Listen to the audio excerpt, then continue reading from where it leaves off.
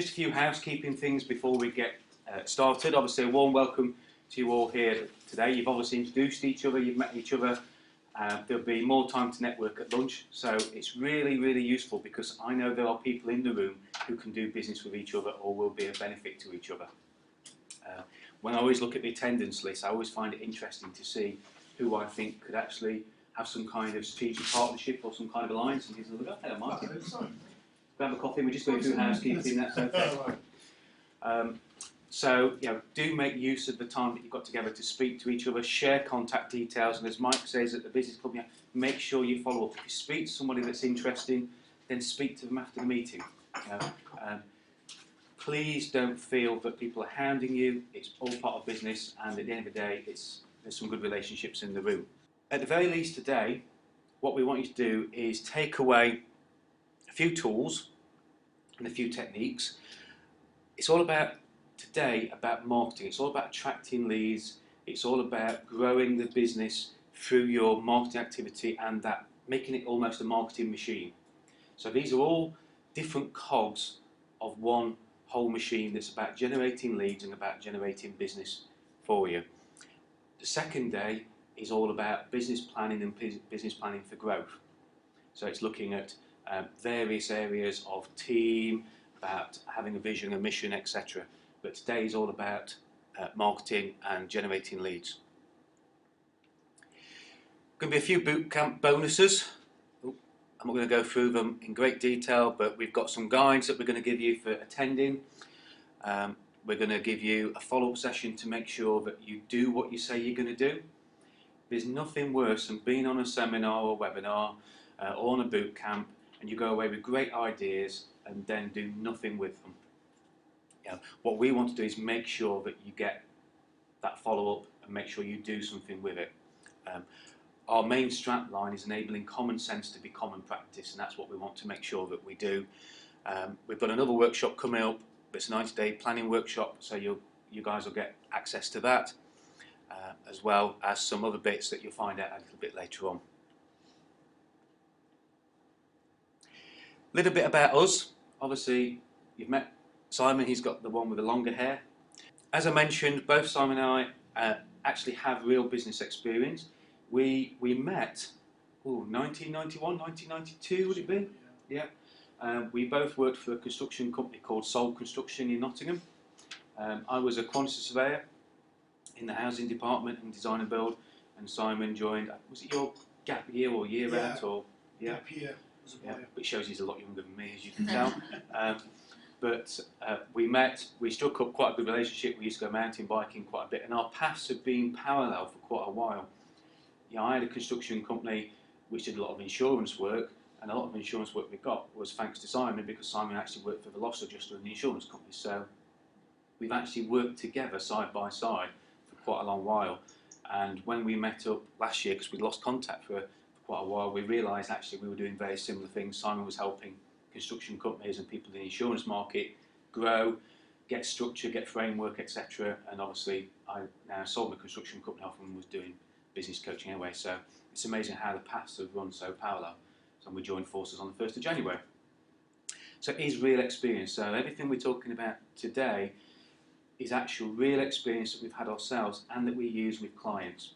And there'll be some stories that we'll tell, and those stories are real people. And some of them might be in the room later on, some of them might not.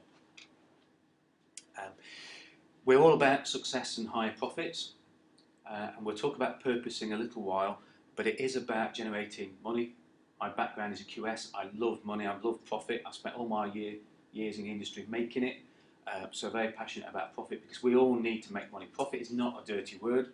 Even for charities, they need to generate a surplus, i.e. profit, to give to their good causes. So when I talk about profit, it's about generating the money that we need to the good causes or our own causes that we need.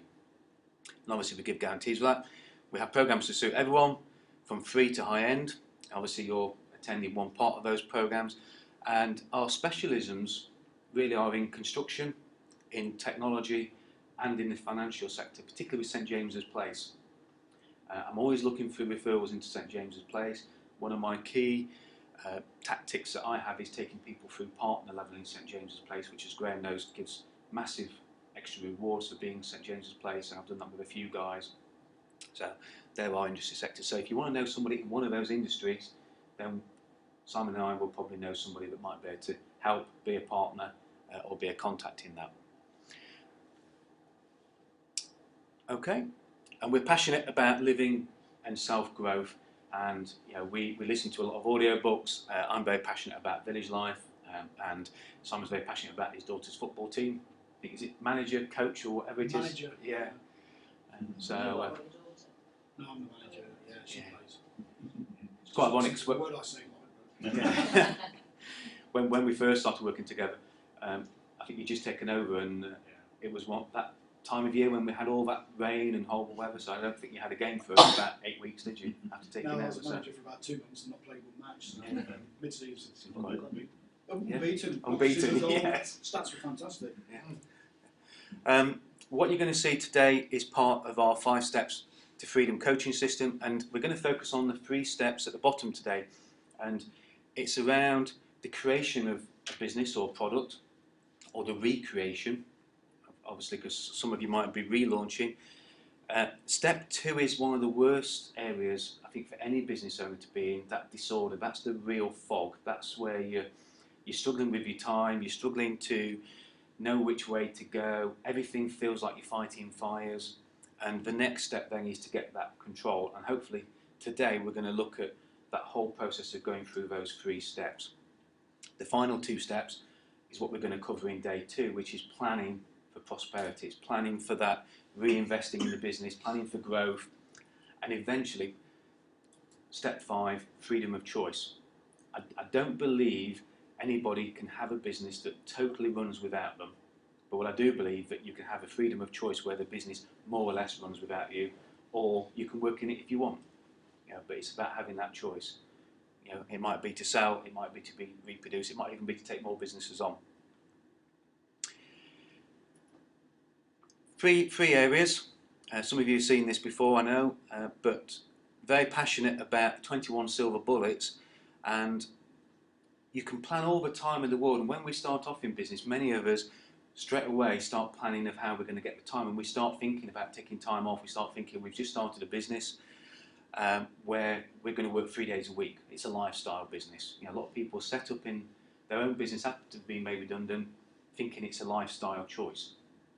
It is if you've got money, and if you haven't got a big lump of money to start you off with, then it's going to be a very short slippery slope to that time. So to get the time, you've got to start with money, and money is all about those bullets there, which a lot of them we're going to cover today. It's all about marketing, it's all about your message, it's all about attracting the right people who pay you on time, value what you're worth, and will gladly come back to you over and over again to use your service without asking the price. That's the kind of client that you want, and your marketing message and how you communicate that is absolutely key. And when I had the building company, Johnson Controls, who makes car seats, they're one of the world's largest suppliers of car seats, used us for 17 years, and every single time they came to us to do work, they gave us the work, and they never once asked a price, because they know they would get the service, they knew what we were all about. And hopefully the coaching side is exactly the same. We've got clients that have been with us 4 years plus on whatever program they are. Then once you've got the money, you can afford a good team, and we're going to talk a little bit about team today, because team are important to get your marketing machine working well. So, and some people in the room. So we've got Brian, web designer, CRM. We've got Chris, photographer. We've got Mike, for networking. It's all about having the team around you, even to the point where if you need funding, you need investment, you've got Graham. So there's everybody in here, and Martin, of course, that can be part of that team. So it's not just employees. If you've got the right money, it's about getting the best team around you to make the business work and the marketing machine work. And then ultimately, you can start taking a bit of time off and make some different choices and have some freedom of choice, and perhaps even exit the business altogether. So they're the areas that we're going to cover. So today we're going to talk about the importance of your why, There's a great book by a guy called Simon Sinek. If we mention books and audios and things like that, don't worry, you'll get a full list of everybody that we mention as we go through, so don't worry about that. But he has a great book. If you've not read it or listened to it, it's well worth listening to. It's all about the why, which we're going to spend quite a bit of time on today. It's about creating a powerful sales message that will attract all the quality leads that you'll ever need. I know it's a bit of a bold statement, but hopefully you'll see when we've gone through it, that's exactly what it will do, because it's a message that will go through the core of everything that we have. Going to learn how to deliver your sales message so that it gives you instant results. Create a sales process that consistently delivers customers that value you. And again, we don't want all the customers that pay you late, whinge and moan every time you give them a quote. We want customers who value what you do. And then we're going to learn how to plan and measure your marketing tactics. Because very few people actually even measure their marketing. I think people quite often say, you know, they know that half their marketing is working, they just know wish they knew which half. So we're going to show you how to measure it, but also how to plan it, and a few of you have seen that before. Those of you who have seen this before, hopefully some bits of it will remind you of the stuff that you think you're doing but you're not. Okay? I know there's a few of you in the room who work with some of the tools that we're going to talk about, but quite often we're missing quite important golden nuggets, so you'll pick those up again today. There's going to be a masterclass just after lunch. Unfortunately, guest speakers always get the graveyard shift. Jack's going to come and talk to us about how to understand your financial reports. One thing that we're very passionate about is making sure that every business, no matter how small it is, has some kind of regular financial information. And you can't measure the success of your business unless you're measuring your finances. A lot of people get that from their accountants.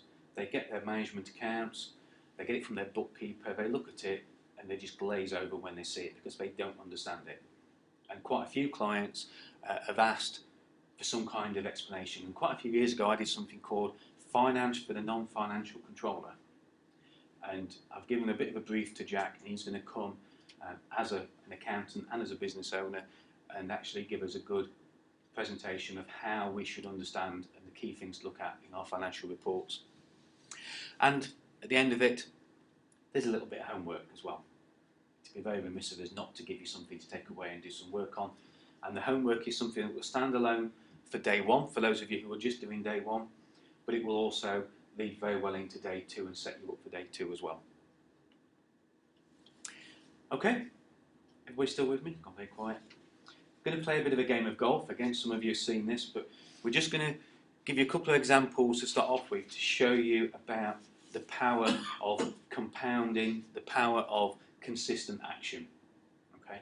Because what today is about is not about doing something differently tomorrow and then not carrying it on. Now, whatever we go through today, the only way it will work and deliver massive results is if you consistently take that persistent and determined action. Okay, so we're going to play a game of golf. And we're going to have 18 holes, and we're going to have a wager on each hole. And some of you already know the numbers for this, but we're going to make it simple, and we're going to have a 10p bet on hole number 1. Okay, but to make it interesting, because I do like a bit of a gamble sometimes and a bit of a risk, we're going to double the bet on each hole. Okay, and this is the effect that your strategies that we're going to talk today will go through. So hole 2, 20p, 40p, 80p, going down. Hole 9, £25.60. And it's in bold because it's really important. I'll come back to that in a minute. So by the time you've played 9 holes, your bet on the 9th hole is £25.60. Okay, everybody with that? You can nod your heads and say yes, that's all right. Then we go to hole 10, £51.20. And we keep going to the next important piece, which is hole 15. So by the time we get to hole 15, it's £1,638 bet on that hole. So at this point, they are the 2 most important pieces of the game. Hole 9, because many business people do this, they start off in business, they give it a good shot, They see a little bit of success, but they play the 9 holes, and then they see that hole 10 is only worth £51.20, and that's not really going that well. So they, instead of carrying on, and we're talking Brian earlier on about flat back in helicopters, it's about pushing forward when the air's starting to push against you. Instead of carrying on, they don't. They stop and think, do you know what, it's not working, I'm going to go and play a different course. So they go on a different course and they go all the way back to hole number 1 at 10 pence again. And I see businesses all the time, and they're continually doing the same 9 holes over and over again and expecting to get a different result. And they won't. The only way you can get a different result is by doing something different and pushing on. The reason hole 15 is important, that we meet a lot of businesses who say, I really need to do something. I met a guy just last week who's launching an online product, and he says, you know, he says, he's so passionate about it, and then after we'd had the talk about it, he says, yeah, I'm going to do it, but I think I'm just going to give it 3 months. Just learn a bit more, do a little bit more, and I think then I'll start it in 3 months' time. And the reason hole 15 is important, because if you don't start now, if you don't do something different tomorrow and the day after, then you're going to miss the last 3 holes, because you're really starting at hole number 3. So if you don't start now, you're going to miss out on the best 3 holes of the game, because holes 16, 3,276, hole 17, 6,553, and then hole 18, 13,107 pounds. So if you only ever play the first 9 holes, you'll bumble along. And you know, we meet a lot of businesses that are like that, and I'm sure you know plenty of people like that that do just bumble along. They justify it by saying I work for myself, and you know, it's work-life balance and that sort of thing. But they are just coping. If they push through, but don't start now, they get to hole 15. But the really successful people are the people who start right now, do something and keep doing it consistently over and over and over and over and over again. The Richard Bransons of the world, and you know, the Bill Gates, etc., then go, let's play hole 19, let's play hole 20, and they just keep going and going and going. And it's that consistency. You know, you look at people like Branson, whether you like him or hate him, what he does has been consistently since he started in that crypt underneath the church when he first launched his first magazine. You know, it's that kind of consistency that he does. So really important. Everybody make sense, right? Can everybody see that okay? Yeah? All yeses? Yeah? Okay. So, why this is a boot camp, I'm just going to play a short video. The video is really to show you about that persistence, but also to show you one important lesson that you need to learn, is that this is about being a leader. And just because, and I know there's some sole traders in the room as well as some people who have team, you need to be a leader to yourself as well. And quite often when we're in business, we forget that. We forget to be the person that holds ourselves to account and actually leads by example. So this video is a little bit about showing how you need to lead, because you need to show leadership against your bank, against your accountant, everybody that you work with, even your clients, your customers. You need to be a shining example to them of how persistent and how consistent you are going to be in delivering your message. And it gives me time to stop and get a bit of water as well. So hopefully this will work. Let's go! Show me something, 10 yards. Move it, let's go, Matt. Let's go, Jonathan, show me something. 10 yards, show me some power. No knees, get your knees off the ground. Show me something, there we go. 10 yards, show me some muscle, show me some power. Give me some heart, let's go. Very good, boy, very good. Let's run it back.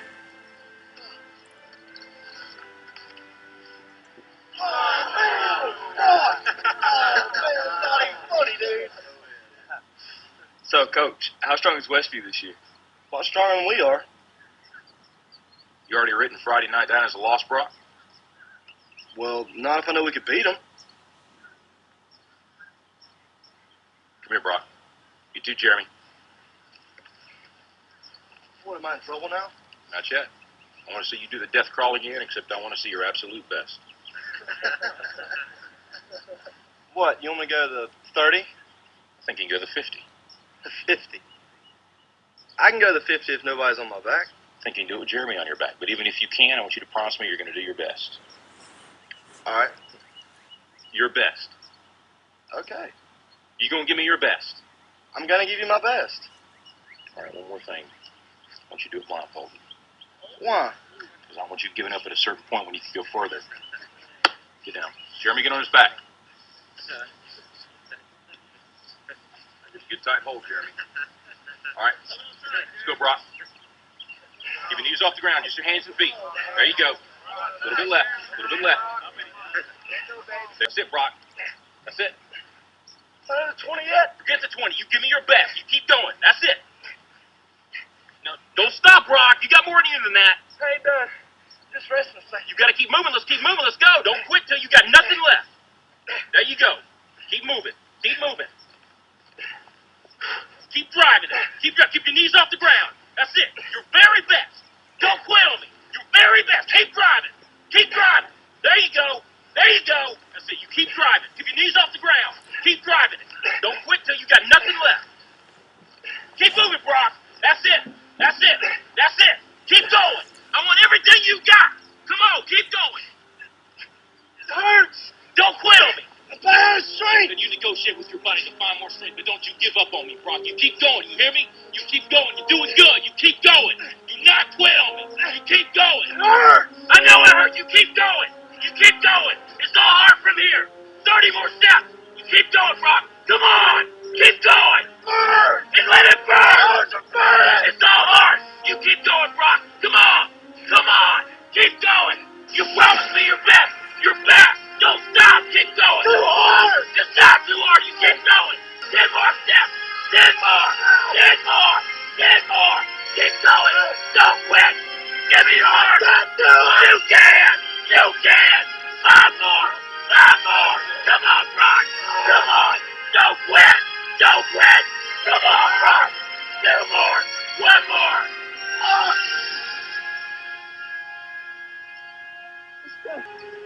Go, Brock. You're in the end zone.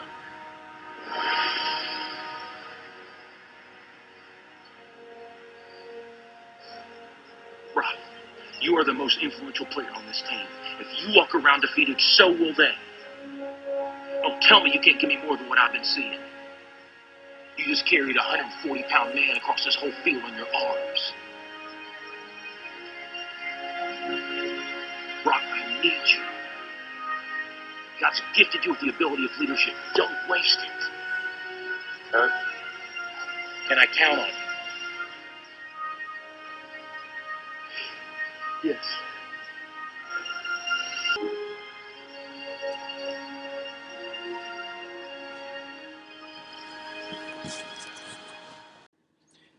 And it does make you wonder how far he would have got if he'd have actually been able to see how far he was going, because in his own mind, the lesson this video teaches us that his perception was that he could get to the 50-yard zone, but because he couldn't see how far he was getting, he didn't know when to stop.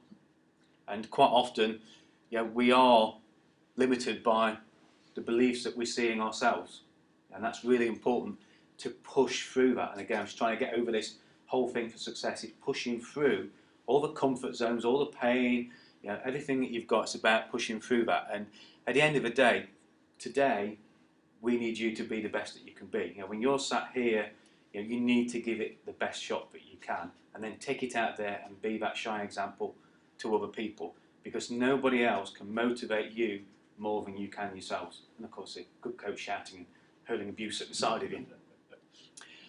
Okay, so I'm not quite sure who received sheets and who didn't. We sent a reality worksheet out with the booking.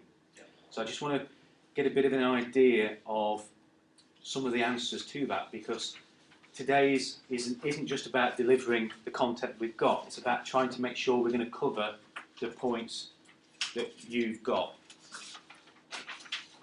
So I'm just going to ask Simon to come up, my able assistant. Good physio, gets him up and about. Yeah. Okay, so on the reality check worksheet, it was asking you what's working well. So I'm just going to go around the room and just ask, if you haven't done it, don't worry, we'll get you to think of something. But what's working well in the business? Certainly emails. It was, yeah. You've done it before, I'm Brian. halfway down. You've done it before, Brian. You'll be all right. Okay. So what's particularly working well? What's one thing of each of you have got that's working well? And we'll stick your name down and write it down at the side so we can make sure we're coming back to it later on. Martin, what one thing is working well at the moment? Think of something. The contact base that I have is working well in terms of getting the product, delivering the product. Right. It's getting the client to buy. It's not working well. Right. Joe? We're competitive in price, so our sales do go well. Right. Okay. Sorry. Joe? Joe, and it was. Oh, you're so neat, aren't you? Yeah, that's a bit slow though. Yeah. Sorry, Joe. I think you need a new pen. Yeah. I need to do that. Our price is competitive, so our sales do go well. Brian? Just think. Well, our identity is building well. Okay. Yeah, I agree with that. Sorry, the identity is. Is building well. My name's Brian. Brian? Yeah. You can call me With whatever With a you Y want. or an I? Aye.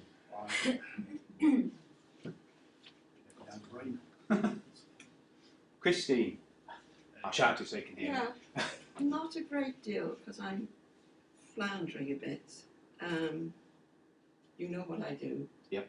Trying to get to my target customers, but when they come, they're blown away. And I need to know how can I get that feeling. So a good thing is that the customers are being blown away by the That's experience right, they're but how having. do I get that out there? Right, we'll come to that in a bit then. Yeah. So, but at least the customers are getting a good experience when they get there, just getting them there in the first Yes, place. yeah. Okay. Naomi? Well, I've achieved a few of my targets. Okay. Set myself. Great. Um, I've still got the photo of that, by the way. The scan it, certainly. Then they got that, is it? My goggles. Okay, yeah. Brian? Mike? Mike? Right. Okay, okay. I suppose the most pleasing thing is that my conversion rate from prospects to customers is actually improving. Right, that's good. Yeah. I'll call you all different names as I go around. Chris knows this anyway, don't you? Chris? The first one that I wrote down, actually, the first one I wrote down was start of the year, simplifying and increasing prices. Okay. Basically, when I first started, you're thinking, oh well, I'll do everything specifically for each one. You think that's going to get the best response. What I found is by going, there's a rate card. Yeah.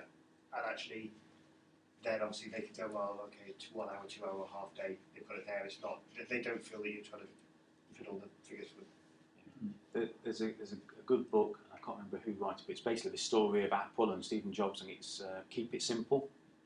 And it's a fantastic book about hitting everything with the simple stick. And for some reason, I think car manufacturers have gone way off the mark. Now, you look at Audi, for example. How many different models can you get? You can get coupe versions. There's so many different versions of A5s, A7s. Yeah, they only used to have 3 or 4 models at once. Try and pick a model now is an absolute nightmare. Graham? This one's a bit of a double-edged sword in some respects. I've been going for 5 months, and in the first 4 or 5 months, I've had a very good level of inquiries coming through because the business has started.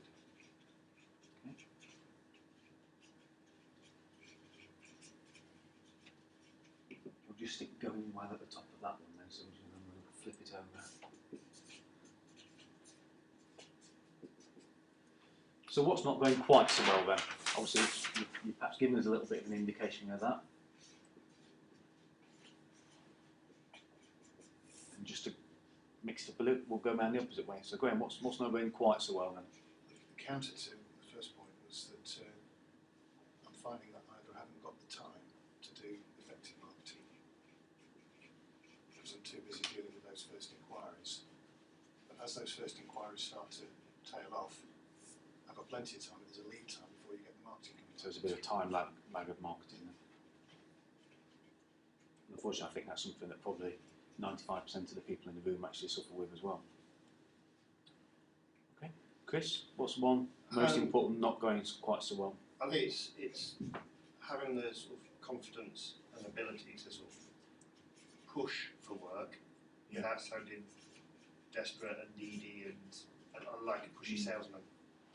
Okay. I think we can all agree with that. Probably explain that. Salesy. Yeah, So, Yeah. Mike? Having said before that my conversion rate is improving, my problem is that I am struggling to get enough people to convert. So it's the level, the number of quality prospects has reduced. People think we don't need to network anymore. I think a lot of groups are struggling like that. Yes. Probably echo that as well. Yeah, what's not going quite so well then? What's the Well, one? I'm getting lots of different types of work, but not the design work that I want. Okay.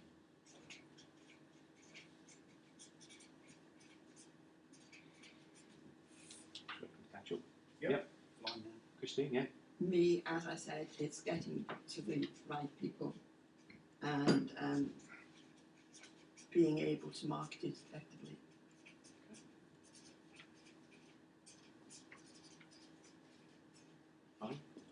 Yeah, well, at the moment for us it's measuring, because we've increased the output in prospecting quite dramatically in the last 3 to 4 months. We're probably not good enough at measuring what is successful and what is not successful.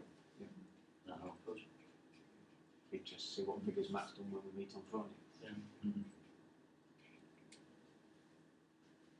I say a lot of people know some of their marketing's working, just don't know which bits. Joe? I sort of mirror Mike and Christine on theirs, and it's finding the leads. Okay. Do you think people are coming to you just because of price? Is that the predominant reason that they buy from you? A lot of it is recommendations from work that I've already done in the past, Right. but I need new blood, Yeah. and that's what I'm struggling with. Marty?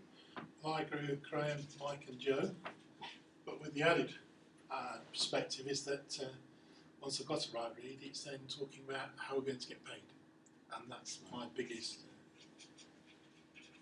problem.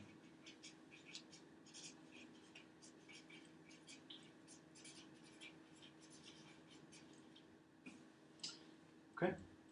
So we'll go through around the number one things to work on then. So what I want you to think about today in particular is what do you want to take away from today? Is there anything on that list that one you want to work on generally because it's important, but particularly that you want to work on today? And at the end, what we're going to offer is we're going to be around for about sort of an hour at the end of today. So if any of you actually want to talk about a topic that we've not discussed today, then we're doing sort of almost one-to-one clinics with anybody who wants to chat through a particular issue that they've got as well, to make sure you take something away from it as well. So if you think it's not for today, don't think that, speak to us after. So what's the number one thing then? So we'll go round the same way if we can. We'll go start with you, Graham, because I can see Martin's writing. Yeah. I think It's their pad, we can use it. The number one thing, yeah.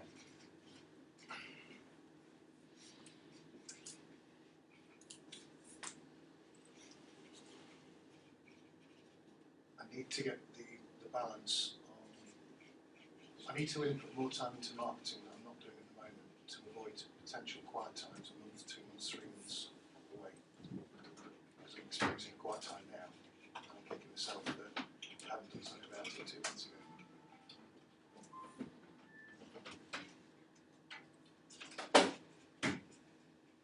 So I think that's more continual focus on That's marketing. much better way of putting it. Yeah. Okay, Chris? I think one of the things for me would be actually having those conversations to push work, but securing repeat work.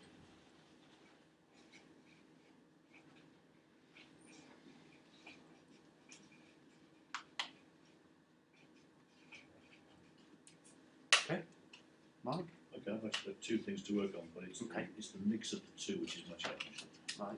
It's working on prospect development without compromising on customer nurturing. I can't just look for new prospects if I didn't have all the existing customers. So they have balance right between the two.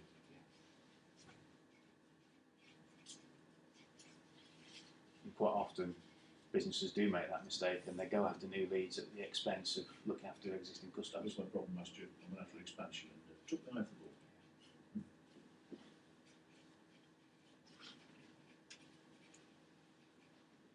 It always amazes me how some of these companies make such a mess of it, such as mobile phone companies are the worst, aren't they, for not looking after their existing customers. I mean, I think they're getting it now. And they are starting to look after existing customers who want to exchange and renew and upgrade. Sky Television, I think, are still the worst by far. You only get everything if you're a new customer. Yeah. It's always new customers only, which is criminal, I think. I'd have to say Virgin's brilliant. I'm just on that. Yeah, anyway, what number one thing? I think I need to sort of simplify and get clarity on my sort of identity and what I do. I think that's what's maybe causing confusion. Not necessarily Absolutely, converting the I totally agree with that. I'm going to do quite a bit of work on that today. Yep. Christine? I must convert the leads and get the projections. But I also must get my price structure right because it's very competitive.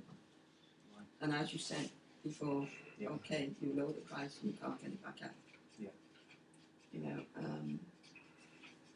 but when you haven't got the customers, it's very tempting. Yeah. And you know that that's the slippery slope, so don't Yes. go there. And quite often, you know, it's having a mixed message, and I've been through this quite a few people, having a mixed message of the product and the service that you deliver at a lower price Yeah. confuses people, and people then don't buy from you because they don't believe the That's message. right, because it's too cheap. Yeah. Yeah. Right? One thing, well, because we're going through a whole bunch of them and we're trying to rapidly grow the business. I think where we probably lack experience is recruiting the right people. Yeah. Because recruiting the wrong people when you're the size of business we are, devastating. Huh? Yeah. So, No hiding places. sorry? There's no hiding places. No. And I think the key thing with your industry is to get good people, you've got to pay good money. haven't you? No, yeah. It's chicken and egg. Yeah. Joe? I need to find the most effective way of obtaining new leads.